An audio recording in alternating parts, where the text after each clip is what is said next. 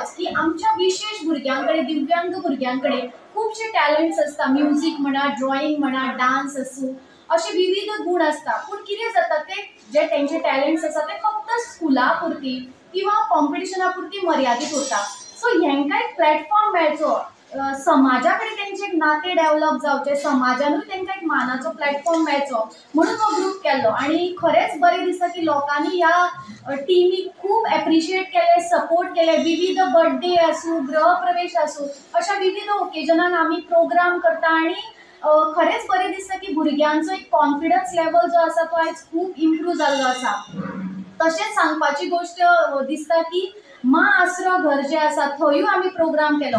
प्रत्येक फावटी केशव सेवा साधनाक सगळ्यांचो सपोर्ट मेळ्ळेलो आसा, मदत मेळिल्ली आसा, आशिर्वाद मेळ्ळे आसा.